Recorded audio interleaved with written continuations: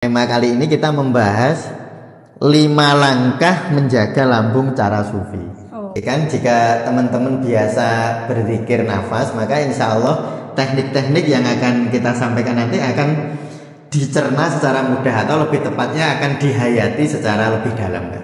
Cukup disadari bahwa saya sedang mengunyah makanan.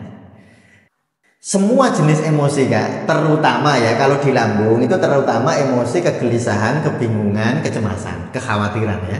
Jadi bau mulut itu bukan soal kebersihan tok gitu ya, bukan soal kebersihan mulut, tapi soal emosional juga. Yang populer imunoglobulin A namanya. Nanti membuat dia kekebalan tubuhnya di rongga mulut dan di daerah leher akan meningkat.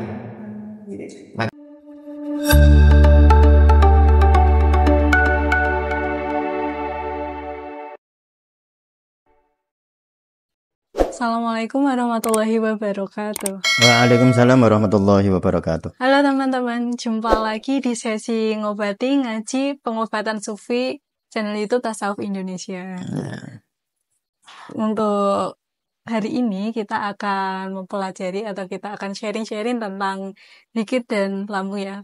Sebelumnya waktu episode pertama, kalau teman-teman sudah menonton, mungkin akan melihat bahwa di episode tersebut kita membahas tentang tasawuf dan juga kaitannya dengan psikosomatis. Nah, kali ini kita akan membahasnya yang sedikit lebih rinci ke tekniknya, itu salah satunya zikir.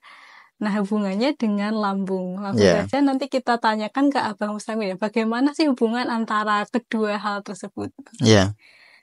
Nah, sebelum kita ke topik pembahasan utama, saya ingin bertanya nih, Mbak. Oh ya, silakan. Nah, tentang kan kita sesinya namanya ngaji pengobatan sufi. Nah, mungkin dari beberapa komentar saya ada juga yang tanya di sesi lain tentang sufi sendiri itu seperti apa. Jadi untuk pengobatan sufi itu sebenarnya pengobatan yang seperti apa nih, Mbak? Ya, pengobatan sufi itu pengobatan dengan totalitas keislaman kita. Jadi, tasawuf itu sebenarnya kan totalitas keislaman kan. Jadi berislam secara totalitas itu melalui tasawuf. Kenapa demikian? Karena di tasawuf itu kita beragama, syariatnya kita lakukan, hakikatnya kita hayati, dan ma'rifatnya. Jadi agama itu kan kalau kita lihat di dalam sebuah hadis, ada seorang malaikat bertanya kepada Rasulullah, mahuwal Islam, mahuwal iman, mahuwal ihsan. Jadi ada iman, ada Islam, ada ihsan. Itulah tasawuf. Jadi tasawuf itu Islamnya ya syariatnya. Kalau sholat ya sujud rukuknya, juga hakikatnya, makna-makna sholat, dan juga ma'rifatnya. Nah, sehingga saya sering menyebut tasawuf itu adalah Islam secara kafah itu. Ya syariatnya, ya hakikatnya, ya ma'rifatnya. Itu namanya tasawuf, dan itu akan mempengaruhi zohirun wa batinan, akan mempengaruhi lahir batin kita. Termasuk nanti kita bahas di lambung itu. Jadi nanti di lambung ini, di tema kali ini kita membahas 5 langkah menjaga lambung cara sufi. Ya, 5 langkah menjaga lambung cara sufi. Bagaimana begitu? Ya. Jadi sebelumnya ya, sebelum kita membahas ke 5 langkah itu Kak, saya harap teman-teman untuk sudah mempraktekkan zikir nafas cara yang kita lakukan di Tasawuf Indonesia ya. Bisa dilihat di sesi ngatasi. Ya, teman-teman menghayati dulu tentang zikir nafas itu. Nanti biasanya kalau orang sudah melakukan zikir nafas, sudah kayak kemarin yang sudah saya ceritakan, jadi zikir nafas itu ada zikir nafas jasadi, ada kolbi, ada zikir nafas nafsi, lalu ruhi, lalu fana. Nah, teman-teman silahkan riyadhah dulu, latihan itu dulu ya. Karena selalu saya sampai cukup disadari seperti menyadari nafas itu.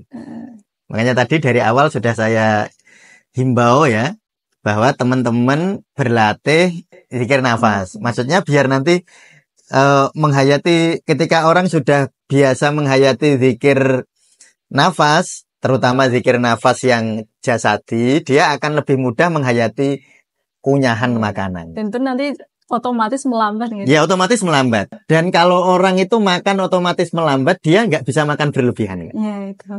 Ya, coba ya. Teman-teman nanti dipraktekkan. Nah, ini hujan lagi. Nggak apa-apa ya. Memang musim hujan nih. Jadi nanti teman-teman praktekkan ya, Kak.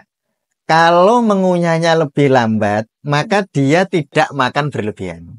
Nah, itu bisa kita coba aja nanti dicek gitu. Kalau teman-teman ngunyahnya lebih dihayati, disadari ya. Penghayatan itu lebih dalam daripada menyadari ya. Orang nggak mungkin bisa menghayati kalau nggak bisa menyadari. Nah, tetapi menyadari belum tentu menghayati. Tetapi menyadari itu akan sangat memudahkan orang untuk menghayati. Nah, oleh karena itu, coba yang paling sederhana ya latihannya, hayati nafas, sadari nafas.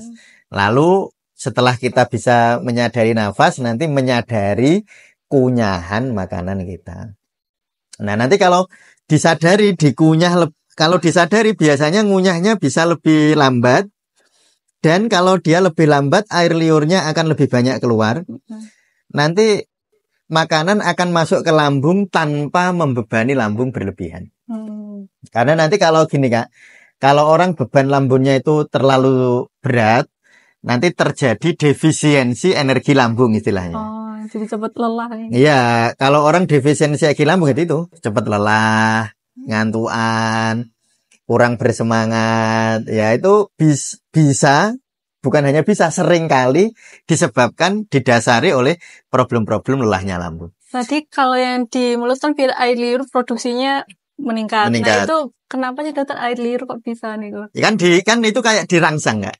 Maksudnya kenapa bisa si air liur itu dapat membantu? Oh iya, karena di air liur itu kan banyak enzim. Ada enzimnya. Enzim untuk memecah karbohidrat, enzim untuk memecah protein, bahkan bukan hanya enzim, ada imunoglobulin A. Oh, ada imunoglobulin. Ada antibodinya. Jadi ada antibodi namanya IgA, imunoglobulin A, yang sangat bermanfaat untuk menjaga ketahanan mulut dan kerongkongan kita.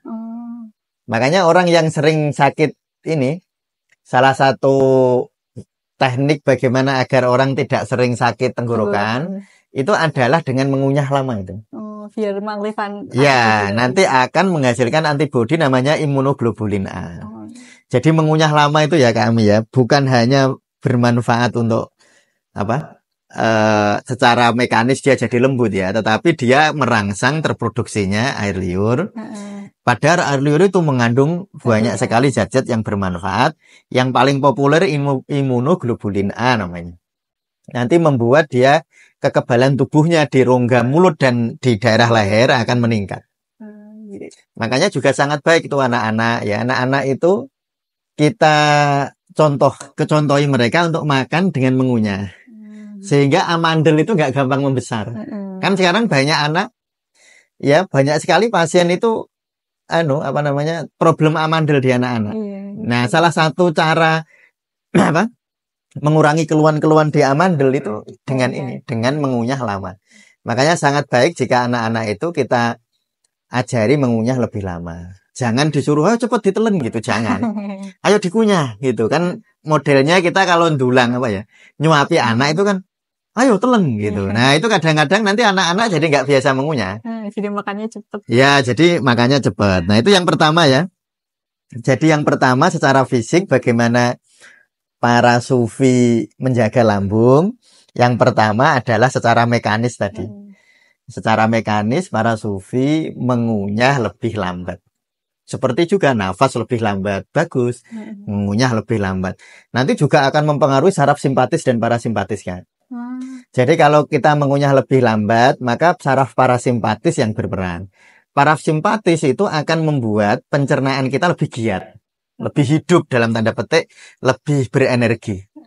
Beda dengan saraf simpatis. Saraf simpatis itu kalau di jantung dia mempercepat, tapi kalau di lambung dia memperlambat. Oh, malah sebaliknya ya. Sebaliknya, kalau di pencernaan itu fungsi saraf simpatis berkebalikan dengan di kardiovaskuler. Jadi kalau di jantung saraf simpatis mempercepat, kalau di lambung memperlambat.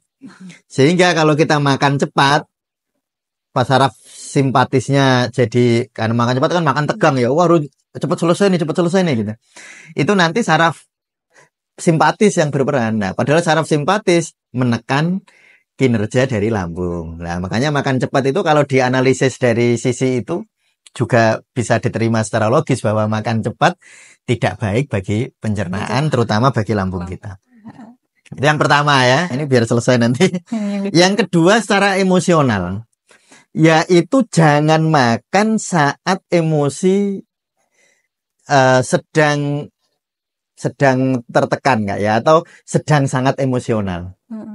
Jangan makan saat sedih banget. Jangan makan saat marah banget. Kan jika teman-teman biasa berzikir nafas, maka insya Allah teknik-teknik yang akan kita sampaikan nanti akan dicerna secara mudah, atau lebih tepatnya akan dihayati secara lebih dalam kan?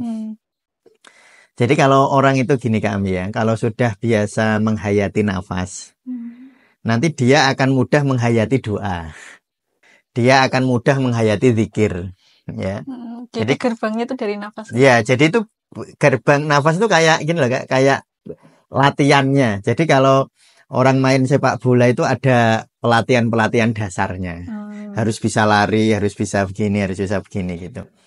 Atau kalau orang mungkin ada di dunia bela diri misalnya, kan ada latihan-latihan dasar dulu yang harus dia tahu. Sehingga nanti ketika diberi teknik-teknik yang baru atau teknik-teknik yang sedikit rumit, mereka siap. Jadi saya harapkan teman-teman gitu ya, bisa melatih dulu di zikir nafas, lalu nanti teknik-teknik ini ya kita akan menyampaikan di episode-episode sekarang dan yang akan datang tentang bagaimana cara melakukannya. Tapi insya Allah kalau teman-teman sudah biasa melakukan zikir nafas, teknik-teknik ini nanti akan lebih mudah dilakukan. Ya, jadi zikir nafas akan mempermudah seseorang untuk menghayati ritual atau menghayati agama, atau menghayati doa-doa yang dipanjatkan, menghayati bacaan-bacaan yang disampaikan lewat lisannya. Nah, jadi kita akan bahas ini Kak Ami ya, 5 langkah cara menjaga lambung cara sufi ya. 5 langkah menjaga lambung cara sufi ya. Yang pertama cara fisik dulu. Ya, cara fisik. Cara fisik itu gini Kak. Orang makan tuh kan mengunyah ya. Mengunyah itu kan secara fisik ya, mekanis namanya.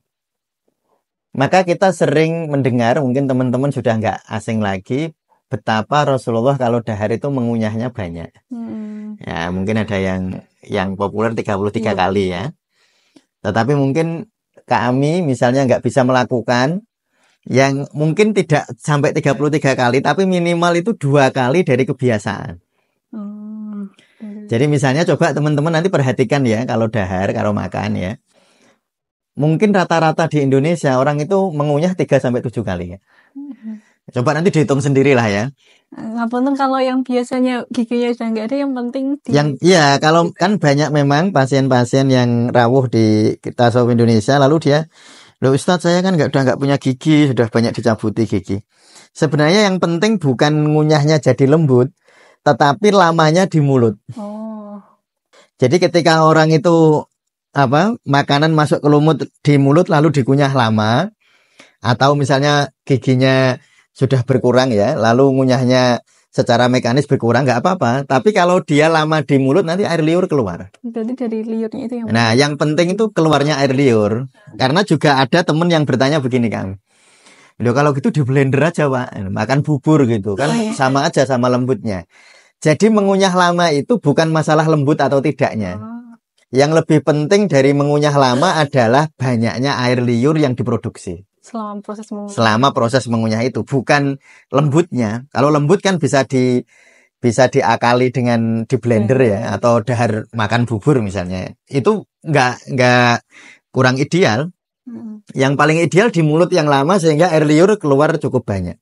Nah, air liur itulah nanti yang akan membantu lambung untuk mencerna makanan.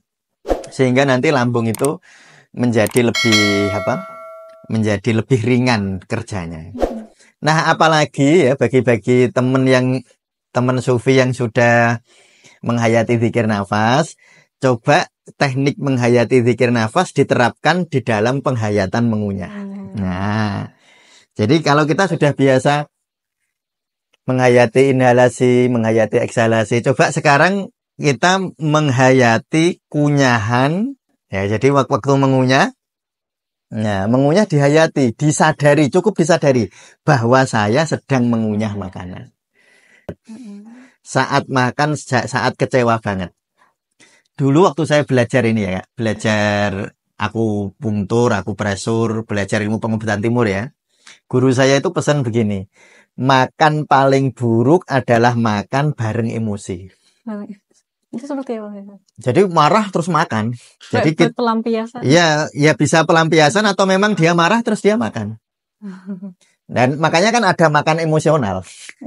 Kan ada makan ada lapar emosional ya, ada lapar karena emosi. Jadi orang emosi jadi lapar dia, atau lapar fisiologis. Emang karena lapar. Nah, iya, atau memang dia misalnya ya, ini saya makan sama istri saya sambil berantem. Oh, enggak bagus sekali. Jadi makan bareng dengan emosi negatif itu sangat tidak baik.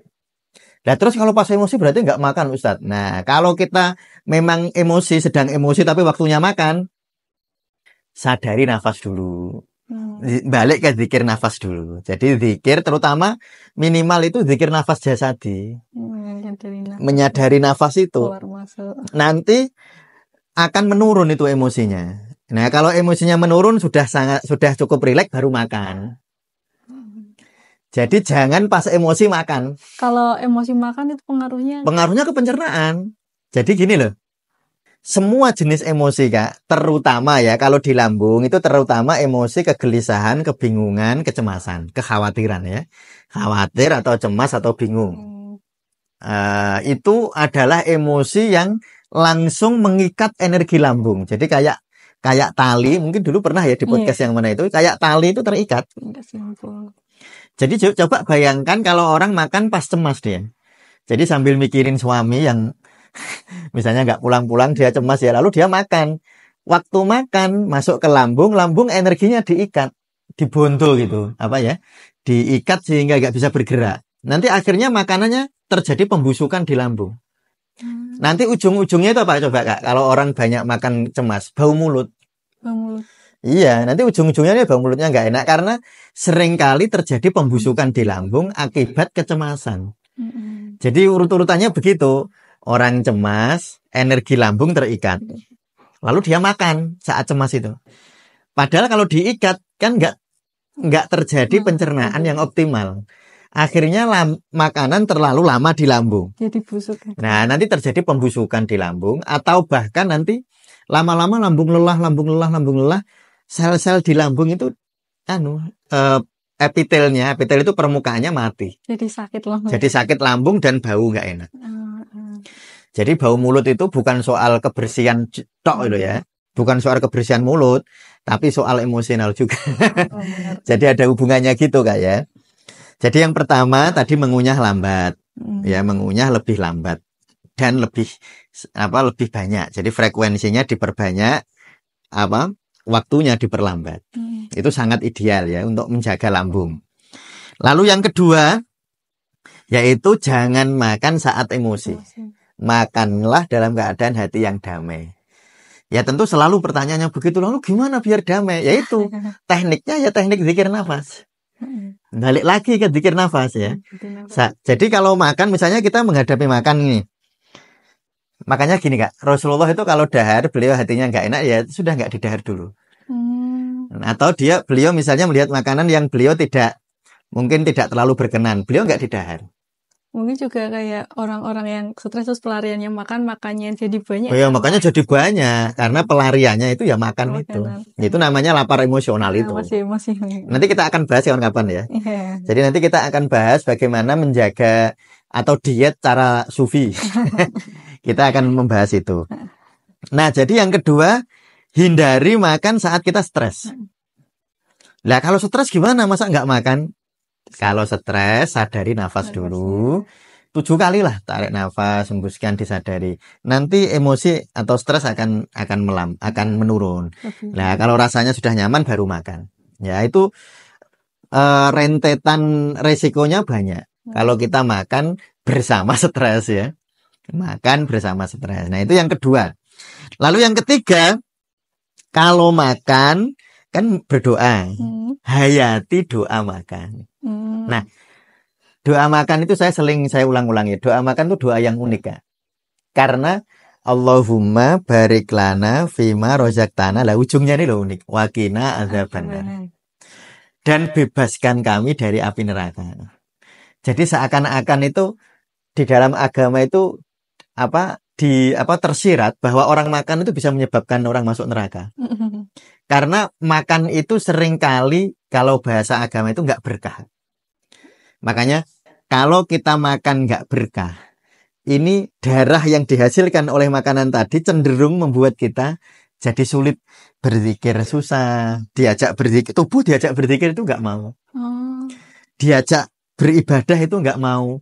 Disuruh khusyuk itu susah. Tubuhnya itu susah diajak itu. Jadi berdampak ke fisik juga. Berdampak ke fisik. Dan sangat berdampak ke fisik. Makanya kalau kita makan, hayati doa makanan. Allahumma barik lana. Ya Allah, semoga engkau beri keberkahan. Fima rozaktana, di dalam barang atau makanan yang engkau rezekikan kepada kami. Waqina adzabannar. Dan bebaskan kami dari api neraka. Jadi makanan itu ketika didoakan, kalau yang makan hatinya bahagia, damai, makanan berkah. Makanya kalau orang makan tadi, kalau kita balik ke yang kedua tadi ya, kalau orang makan dengan hati yang tidak damai dan sambil marah, ya efek fisiknya tadi sudah saya sebutkan ya, bahwa lambungnya akan energinya terikat. Akhirnya pencernaan jadi tidak optimal, ujung-ujungnya bisa melelahkan lambung, bisa ya nanti bau mulut jadi nggak enak macam-macam. Jadi kok gampang radang tenggorokan dan lain sebagainya. Maka doa makan itu indah. Cuma yang kadang-kadang harus kita hayati itu waqina benar ya Allah Gusti, semoga makanan yang masuk di dalam darah saya ini tidak membawa saya ke api neraka. Mungkin menafsirinya begini. Orang itu jahat kan karena banyak orang jahat karena kenyang. Ya maaf ya, orang itu nggak mampu berzina kalau nggak kenyang. Iya kan, orang lapar itu kan nggak bisa berzina. Atau kalau kita lapar itu nggak bisa gibah karena lapar. Jadi banyak orang terjebak di dalam kemaksiatan karena kekenyangan, karena kenyang itu. Nah itu salah satu penafsirannya mengapa kok kalau kita makan berdoanya seperti itu. Nah nanti jadi makanan yang masuk itu membawa emosi. Jadi kalau orang makan ya, itu makanan kalau kurang berkah masuk di dalam tubuh, orangnya jadi gampang emosional. Makanya salah satu cara mengubah anak, mungkin ada kawan sufi atau teman sufi yang misalnya memiliki anak kok menurut kita kok sulit dikasih tahu. Ada yang kecanduan ini, kecanduan game online, kecanduan main HP misalnya. Bagaimana cara mengubahnya? Mengubah makan. Mengubah sel-sel di tubuhnya. Melalui makanan. Ya, dengan melalui makanan. Ya udah, nanti itu insya Allah jadi bahasan yang lebih rinci lagi ya. Betapa nanti bahwa makanan itu, makan dan minum itu salah satu cara untuk mengobati kecanduan. Ya, nanti kita akan bahas. Semoga ingat nanti. Atau kami nanti ingatkan saya. Nah lalu itu yang ketiga ya. Jadi ada 5 cara kaum sufi makan menjaga lambung ya. 1 memperlambat mengunyah ya. Yang kedua jangan makan jangan makan di dalam suasana emosi yang intens. Yang ketiga berdoa makan, dihayati doa makan. Lalu yang keempat berterima kasih kepada makanan. Nah, jadi kalau kita berada di depan makanan enggak berterima kasih lah. Gimana? Ya, karena gini loh. Kan ada hadis begini, hadisnya populer. Man lam yaskuril khalqi lam yaskuril khaliq. Barang siapa yang tidak berterima kasih kepada kepada makhluk, maka dia tidak berterima kasih kepada khaliq, kepada Allah. Maka kita berterima kasih kepada makanan itu penting sekali. Berterima kasih karena melalui dia lalu kita dapat energi. Lalu setelah berterima kasih kepada makanan, berterima kasih kepada lambung. Berterima kasih, bukankah yang mencerna makanan yang kita makan itu lambung kita. Nah, sehingga ketika lambung itu bisa diajak komunikasi ya. Nah, ketika misalnya lambung itu ada di perut kiri ya, di sini nih. Ini pusar. Ini atas di kiri, tangan kiri saya. Ini dipegang sambil kalau mau tidur, ini dilakukan menjelang tidur ya. Dipegang lalu berterima kasih kepada lambung. Lalu berterima kasih kepada Sang Pencipta lambung. Itu sangat baik sekali, berterima kasihlah. Karena coba kalau Kak Ami berbuat baik ini sama saya, terus saya dengan tulus berterima kasih, Kak Ami kira-kira semakin seneng nggak membantu saya? Iya, pasti Seneng kan? Coba kalau saya nggak pernah terima kasih, bahkan kalau Kak Ami berbuat baik sama saya cuek. Tentu yang membantu jadi malas membantu. Nah, lambung kita sama. Maka berterima kasihlah kepada lambung sambil dipegang begini. Sambil diafirmasi boleh. Terima kasih lambung, hari ini kamu sudah mencerna makanan yang aku makan. Yang kedua, meminta maaf kepada lambung. Karena coba Kak Ami bayangkan, dari tadi bangun sampai jam sekian, mungkin makanan yang Kak Ami makan itu mungkin melelahkan lambung, atau mungkin ngunyahnya kurang lama, sehingga lambung kita saat ini dia terbebani. Kerja keras. Nah, bukankah baik kalau kita meminta maaf? Jadi kalau kita itu bersedia berterima kasih secara tulus, bersedia minta maaf secara tulus, itu insya Allah organ-organ tubuh kita itu akan mengerti kita. Itu namanya silaturahmi. Jadi silaturahmi itu kan sangat baik. Tapi silaturahmi itu jangan hanya dimaknani individu dan individu. Silaturahmi antara si A dan si B. Silaturahmi yang sangat baik juga silaturahmi antara kita dan tubuh kita. Kita jarang loh bersilaturahmi dengan kaki, menyayangi kaki, berterima kasih kepada kaki, minta maaf kepada kaki. Jarang sekali. Bahkan justru kita sering marah-marah kepada kaki. Kalau kaki semutan tuh malah digitukan, malah kita marah kepada kaki. Jadi insya Allah kalau kita melakukan 5 hal tadi ya Kak, 5 langkah cara menjaga lambung, cara tasawuf atau cara sufi. 1, mengunyah lambat. Kedua, jangan makan saat stres. Ketiga, hayati doa makan. Lalu kalau menjelang tidur, berterima kasih kepada lambung. Yang kelima, meminta maaf kepada lambung. Nah, kalau itu dilakukan, maka insya Allah lambung terjaga. Dan kita sudah sering dengar bahwa lambung itu gudangnya penyakit. Sekaligus gudangnya obat. Maka kalau lambung membaik, kalau lambung memburuk, penyakit pada berdatangan kan? Ya, jadi gampang lemes, gampang capek, gampang ngantuk. Mungkin kalau orang tertentu gulanya jadi naik. Gula jadi naik itu karena lambung. Karena lambung lelah awalnya. Kolesterol jadi naik itu lambung lelah. Sebaliknya ketika lambung membaik, kesehatan makin mungkin kita dapatkan. Jadi ketika lambung memburuk dia jadi gudang penyakit. Ketika lambung membaik dia jadi gudangnya obat. Nah, itu tips 5 cara atau 5 langkah menjaga lambung ya. Semoga bermanfaat. Oke, terima kasih ya, Mbak. Ya. Untuk hari ini mungkin saja. Ya, cukup sekian ya. Untuk episode selanjutnya kita mungkin bisa bahas seperti yang tadi, terutama yang tentang yang menghayati doanya itu menurut saya itu sangat unik ya. Iya. Soalnya saya juga pernah kayak bahas suatu artikel jurnal ketika orang mau minum air, terus air itu dikasih afirmasi, itu seorang peneliti Jepang tuh meneliti ternyata partikel di dalamnya itu berubah menjadi partikel yang bagus.